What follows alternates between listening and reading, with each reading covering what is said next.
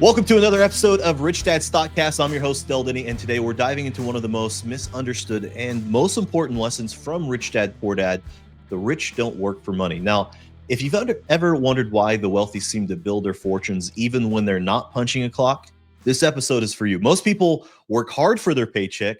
The rich, on the other hand, make their money work hard for them. Joining me today is Rich Dad expert Andy Tanner. Andy's not only an incredible investor and teacher, he's mastered the principles that Robert Kiyosaki has taught. And today he's going to break down exactly what this lesson means for you and your financial future. And before we dive in, don't forget to grab your free investing tools and educational resources at stockcastbonus.com. If you want to learn how to build real wealth, it starts right there. All right, Andy, welcome back to the show. Thanks so much, Del. I don't know that I've mastered those principles, but I do know that I care about them a lot, and my wife and I work hard to embody them. Generalized principles. We don't just throw that word out casually. We believe that those principles are things you can build on that will be true in all cases. So we do seek to master them for sure. I don't know how well we've done, but we certainly seek to do that for sure. That's fantastic. Now, speaking of building upon, like everybody has to start somewhere. Take me back to stockcastbonus.com. Yeah. What do our listeners get when they go there? It's first of all, it's designed to be a quantum leap, not just a first step, a quantum leap. So many people, myself included, feel it's just a wonderful gift when you read Rich Dad Poor Dad to have your context begin to shift. And you start thinking, rather than working for money, I'd like to have assets produce my income rather than labor. And that's a wonderful idea, but it's not taught in school. And so when a person says, all right, I've come to the decision, it'd be my preference. I'd rather have assets produce cash for me than labor. Once they come to that, okay, so what do you do? That's not what school said, get good grades and go to college, get a job. It was a pretty clear pathway of how to begin and what you do, right? But a lot of people don't know the first real, or if they think they know, they might not be right. So Stockcast Bonus is a place where we put up different resources right now. As of this episode, we have a fabulous free ebook where if a person reads that, for sure, when they look at that, they'll say, these are the steps I take. Like starting today, you could start, making a quantum leap towards your financial goals. So it's a wonderful resource. And the other reason I love to give it away for free is, my household's one where we don't really like excuses. And, we have this thing with LeBron James when he played on the Olympic team with Coach Krzyzewski. They had standards. They didn't have rules. It's standards. And one of the standards LeBron brought to the table is said, let's not have any excuses. We're going to win the gold. No excuses for anything. So when you have something free, if a person says, I'd like to have more wealth in my life. Well, it's free. Go get it. No excuses. So there you go. There we go. I love that the standards approach to it. That's such a good mindset shift. Absolutely. Now let's get back to the book Rich Dad Poor Dad. Let's start off with the big question. Okay, what does Robert really mean when he says the rich don't work for money, and why do so many people get this wrong? Well, I would ask Robert. I don't want to put words in his mouth, but I think, what did the author say? Well, he said two things. He said the rich don't work for money, and so what do the rich do? What do they work for? What do the authors say on that? And it's interesting. I have a lot of fun with people, on books. I'm in the book business. I have books for sale. Books are really, really good for people who are interested in success. If you are interested in success, then go read a book. Coaches, mentors are for people who are committed to success. So if you're interested, go read a book. They'll serve you well if you have an interest. But if you have a commitment where you're like, no, I'm committed to being wealthy, then get a coach and a mentor. So I give people a hard time on books a lot because they'll read them. Often they'll feel how they'll recall how they felt when they read the book, but they don't recall what the book and what the author actually said. And one of the rules for study that I have with my team is something I got from Robert himself, where he said, when you study, you leave your own opinions at the door. You know, say, well, what I think about this is, well, now you're learning anything. You're just regurgitating what you already believe. So you say, what did the author say? And I'll play with that when I used to speak on a lot of stages, you know, before I preferred my home life here.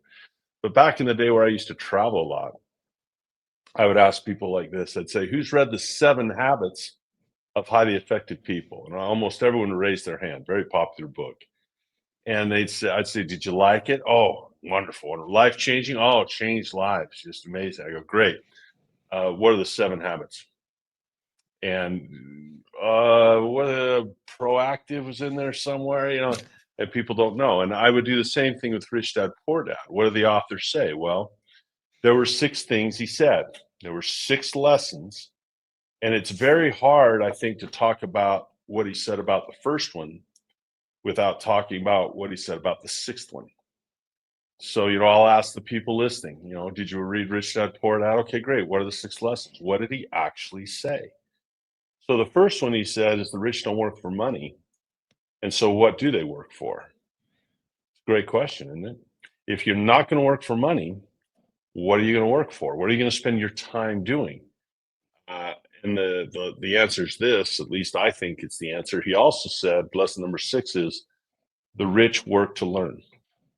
And so when you wake up in the morning, there's that choice there. I can go work for money or I can go work to learn something. And so I congratulate people for tuning in here, because the reason you would tune into the StockCast is to gain information, is to learn things, and to allow the sharing of knowledge. So great job, right? Great freaking job for being here and for wanting to learn, because the rich don't put their efforts into laboring to get a paycheck, but they put tremendous efforts into study and to learn what the authors say. And once you say, hey, I understand that, now I'm committed. Who's my teacher? Who's my mentor? The book Rich Dad Poor Dad itself, you could say that it's a book on assets and liabilities and accounting. You could say it's a book on accounting. You wouldn't be wrong. You would be even more correct, I think, if you said this is a person who found a mentor and was committed to success. And he found the right guy, the right mentor for him, was committed to the success and was mentored along. And then he wrote a book about it. So, yeah, when we say we don't work for money, I think that means that we don't have a primary purpose. We don't do things for money alone. You want to do things that develop yourself personally, because if you develop yourself personally, learning, you become more powerful. Speaking of paycheck, you know, a lot of people are stuck trading their time for a paycheck. Can you explain the difference between working for money versus building and acquiring assets that produce income? I think that's a pretty easy difference for people to know, right? Most people can visualize pretty quick. I get up, go to a job and do some labor, and someone hands me money for what I do, as opposed to maybe buying a house and having renters pay rent. That's a pretty easy thing. I think what people struggle with isn't understanding it. I think they struggle doing it, and I think they struggle with the fear of not having a paycheck. There's it's not just education. There's so much more. When a person, and I hope people hear this, I hope they really hear this. That would be my hope here, because this is a tough one to grasp.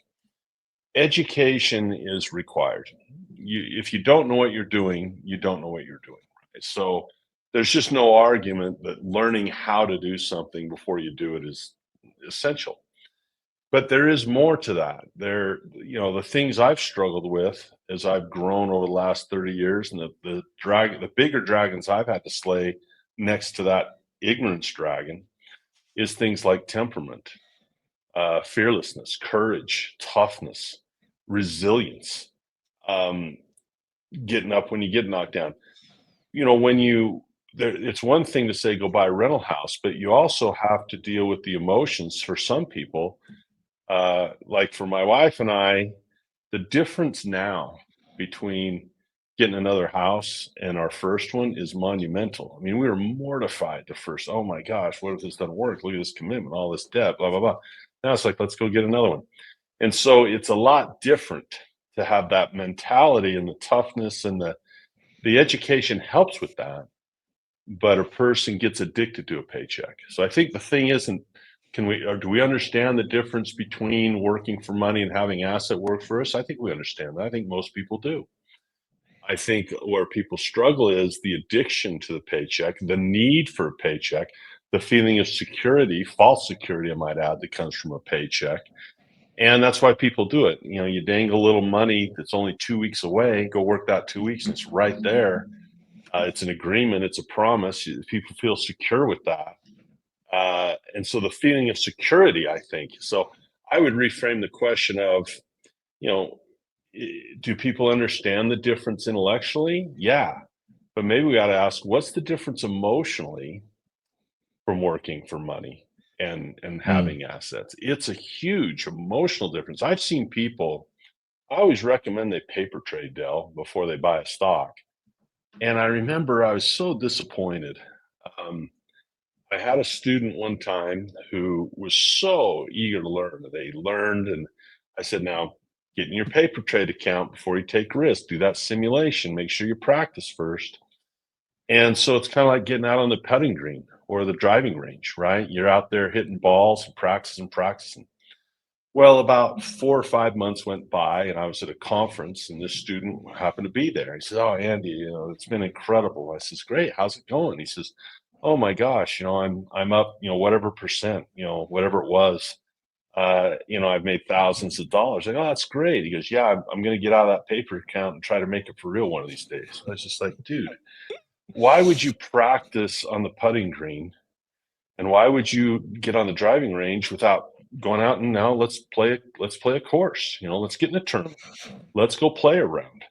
Let's go compete. And the reason he didn't do that is he's afraid to do it with real money. Right. And I says, well, start small. Start with a small amount. Get used to it. And the other idea is I don't know anyone who has had every investment work out every time.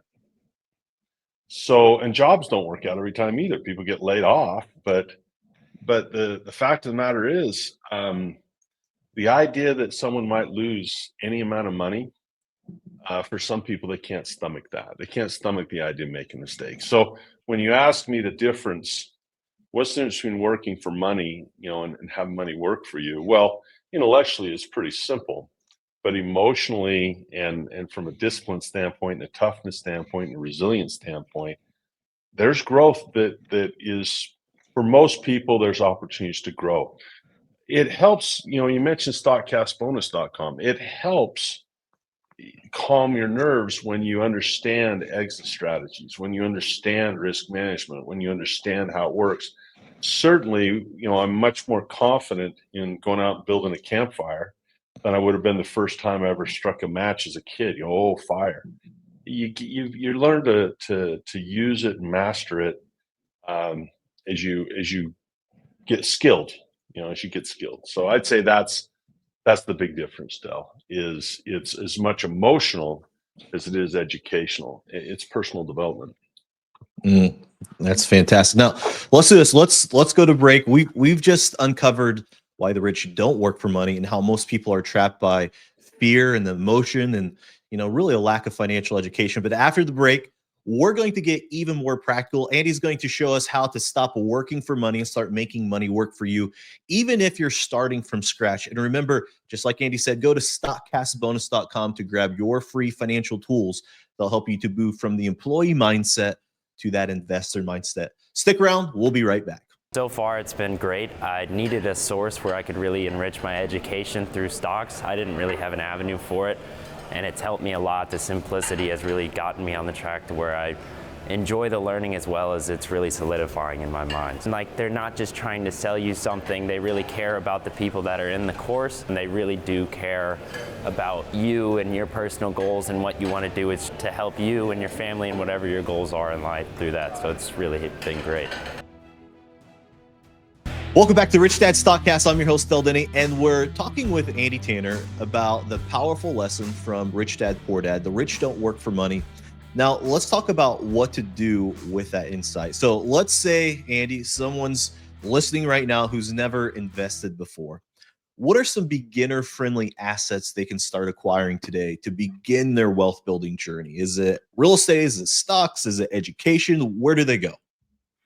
Well, you're asking a guy who's partial to stocks, and there's reasons for that. I think that stocks is the easiest way to create a new income, bar none. When I took my kids out of public school in the 8th grade, or after the 8th grade, rather, before the 9th grade, I knew how important it was for them to catch a fish. And when you go fishing, patience is usually the deal. Sometimes you just get in and nail them. But I really knew how important it was for them to have that adrenaline rush that's faster than a paycheck. In other words, for most people, if they're going to get a rental income, or if they're going to get an income from starting their own business or buying an oil well, from saying I'm going to do this to the time it actually happens, most people cannot do it faster than a paycheck. They couldn't do it in less than 2 weeks. It'd be hard for them to find the right deal. Stocks isn't like that. And so when I brought my kids home from public school, we did what we call click and get paid.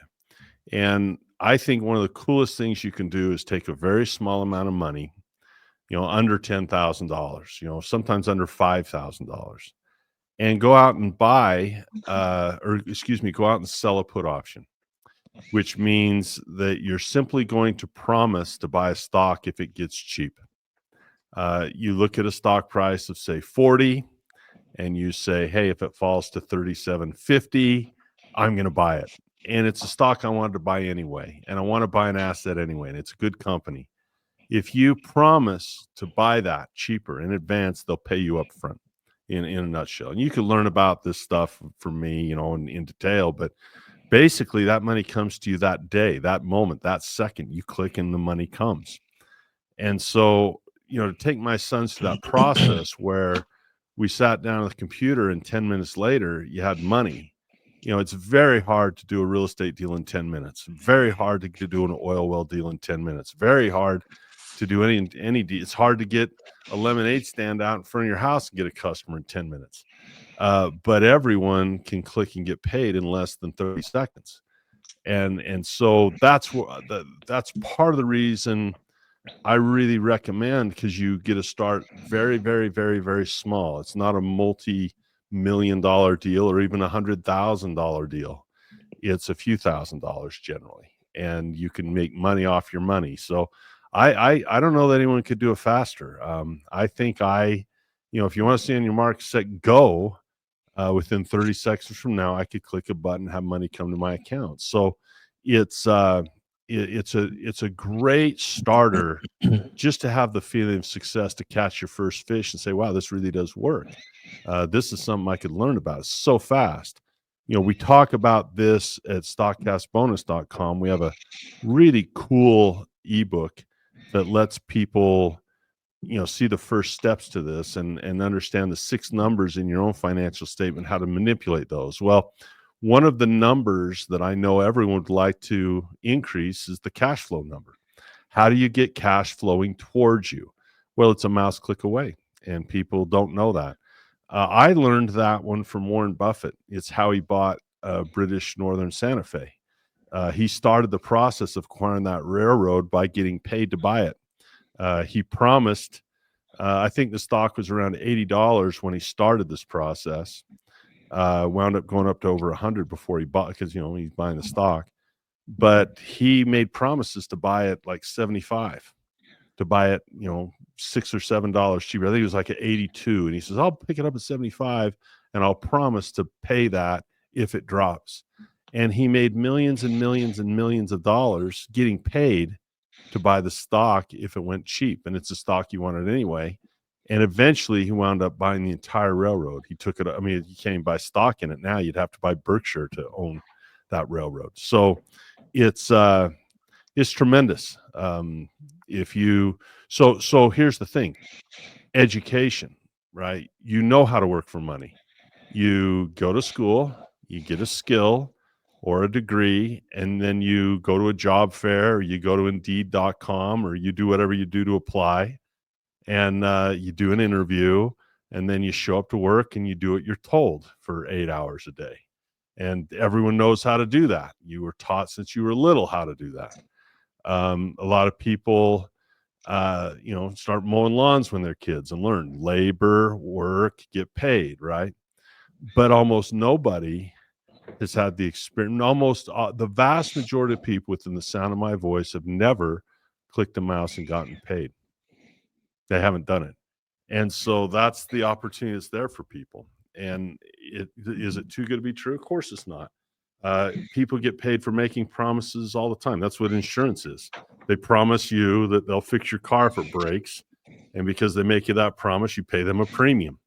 It's no different. It literally is called premium in the options market. You make a promise to buy something cheap, and they will pay you for that promise. So that's the fastest way I know of, bar none. Nothing is faster to bring a new income into your life, and there your money's working for you. You got money sitting in your savings account. And, some people, I get a little bit impatient. I shouldn't, but they say, well, I don't have any money. Well, then why are you? Investors is about having your money work for you. So if you don't have any, well, save some and invest it, or borrow some, or raise some, but go get some, because that's what investing is. Investing is investing money. So if you're saying, maybe you got to go see Dave Ramsey and have him wag your finger at you and say, go save some. I don't like that idea. I'd rather create cash.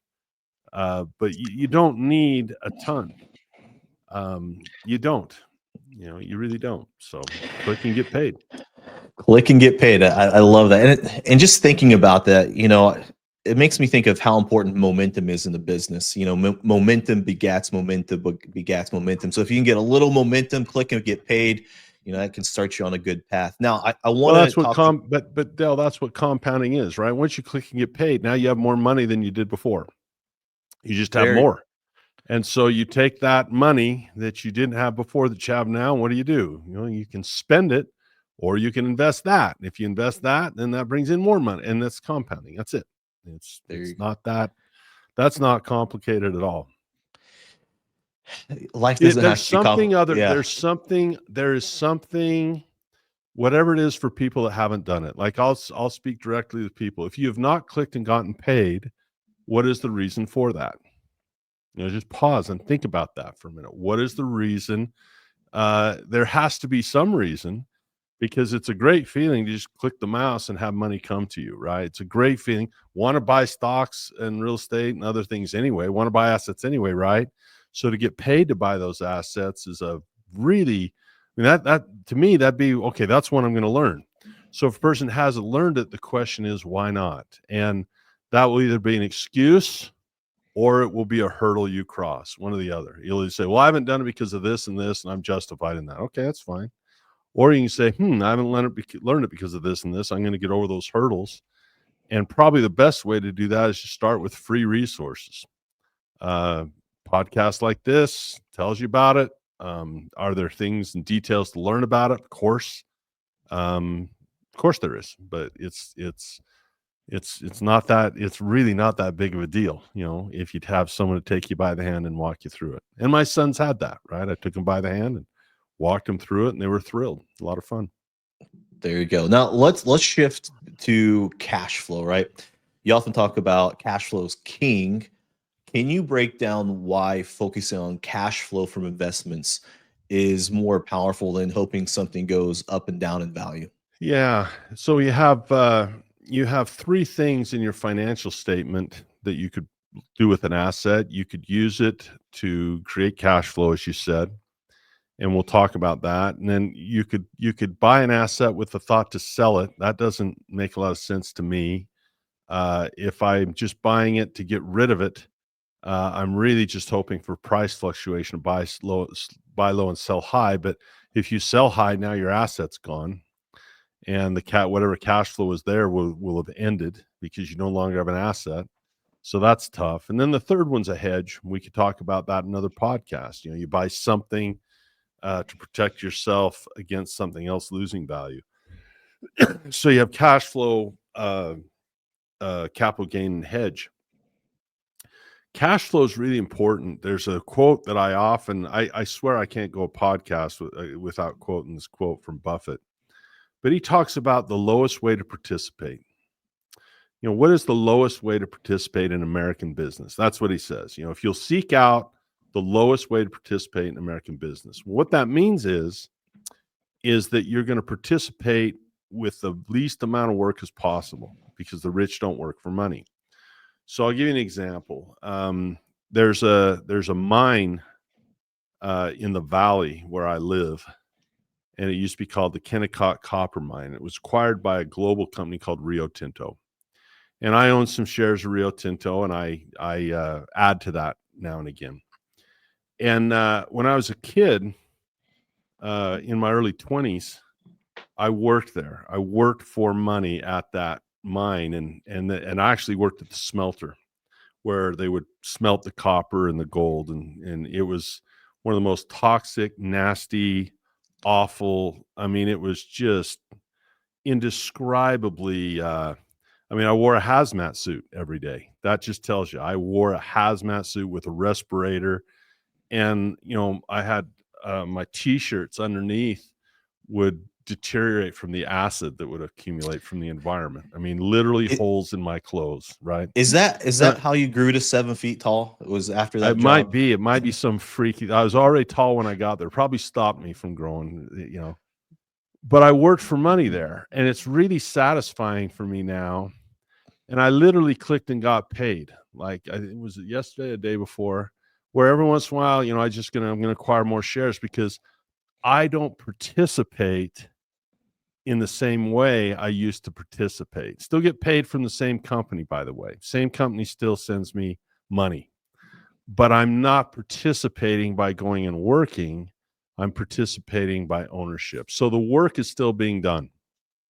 The value is still there. The money that is coming to me is because of work that's being done. It's just other guys are out there at that smelter now doing my job, not me anymore. And so I would just say that cash flow comes, listen to this, cash flow comes from the creation of value. Cash flow comes because value is created. Robert loves Bitcoin. That is a hedge and a capital gain play. It won't cash flow unless you know how to write options on it, which I've done. I've done that on ETH and Bitcoin. But you want cash flow. That's what you want. And the passive income exceeding expenses is what gets you out of the rat race. That's when you don't have to work for money at all. You have money working for you sufficiently where the labor isn't required anymore. And that's where you and I and everybody else want to remain. That's where we want to be and plant our flag and grow it. So cash flow is king. And when you get in stocks, I get paid in a couple of ways from that company, Rio Tinto. Number one, they're very aggressive in their dividend. Right now their stock's probably around $60, something like that. I can't remember what it was. It was 2 days ago. I should look it up. But they're going to pay. They pay their dividend twice a year instead of 4 times a year. So a little different there. But their dividend's probably an average of $4 to $5 a year. If you went over the past 4, 5, 6 years, they're averaging $4 or $5 a year. So they're darn near pushing 8% right there off a dividend, and you're starting with that. Now you add on top of that your ability to sell options against your stock. You're going to have a double-digit return. It's just now the stock is up and down. It's volatile because metals change.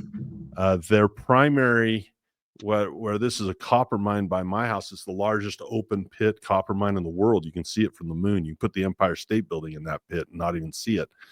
But their bigger operation is iron. They do a lot of iron for steel. So they produce a ton of iron for steel. They might be the world's largest steel producer. So think of it this way.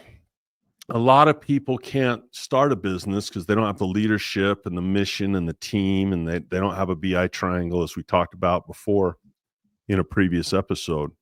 But you can have a business like Apple, because you can own that business. Like Steve Jobs is your partner at that point, posthumously, right? You get to own these companies that are dream companies. I mean, who wouldn't want to stand next to Jeff Bezos and own some shares? Who wouldn't want to stand next to the late Steve Jobs and own some shares of Apple and ExxonMobil and IBM and Microsoft and just incredible companies? And that work is being done. So picture real estate as owning a share of the land in the world that's available, right? Picture real estate as owning a share of land, a plot. Picture stocks as owning a share of production. Think of the United States gross domestic product and all that value that's being produced, all these things being manufactured and shipped, and all of this value and work being done. Picture yourself participating at the lowest level in that work by owning the production rather than actively showing up and driving trucks and being the accountant or being the engineer or being the marketer or the salesman. All those jobs, just be the owner and own your share of that production. And in real estate, they call it a distribution. They take whatever profit is left over and they distribute it to the shareholders. Well, in stocks, they divide it among the shareholders. It's the same thing. There is no difference between a distribution and a dividend. It is the same process. If you watched both happen, they would be indistinguishable from one another. People will sometimes decry stocks. I decry things like mutual funds and Wall Street and 401ks, where it really does become more paper. But if you take Warren Buffett's approach, it's ownership of a business. And those businesses are tangible. You can knock on their door, you can step on their doorstep, you can hold their technology, you can see their products coming off the line. These are things you can see, touch, and feel. Look at your iPhone, and if you don't believe it's real, throw it away then, or quit paying your cell phone bill, and you'll see that it's very, very real. It's something you can hold in your hand and touch, every bit like a brick of gold. It's no different, other than gold doesn't produce anything, and Apple does, right? They have IP. They have things that are more valuable than gold. So cash flow, as you said, we want to buy something, and we want to see that something start sending us money every month or every quarter or every year or whatever it is. But we want it to be like a golden goose that is producing eggs for us. There we go. We should acquire that stuff every month. I can't have a podcast with you about the goose that lays golden eggs. I know we need a good Warren Buffett quote, and we need the goose that lays the golden eggs. Every time, baby. Every time. Well, Andy, thank you so much. That wraps up today's episode of Rich Dad StockCast. Remember, the rich don't work for money because they've learned how to make their money work for them. You don't need to be born into wealth. You don't need to win the lottery. You just need to learn how to play the game, see how it really works, and just start playing it today. Huge thank you to Andy Tanner for bringing so much value today. If you want to go deeper, grab your free resources and investing tools at stockcastbonus.com. They're designed to help you to make the mindset shift and start building real wealth. And as always, if you got value from today's episode, like, subscribe, share this with someone who needs to hear it. Thanks for tuning into Rich Dad StockCast. I'm Denney. Stay smart, stay invested, and take control of your financial future. This podcast is a presentation of Rich Dad Media Network.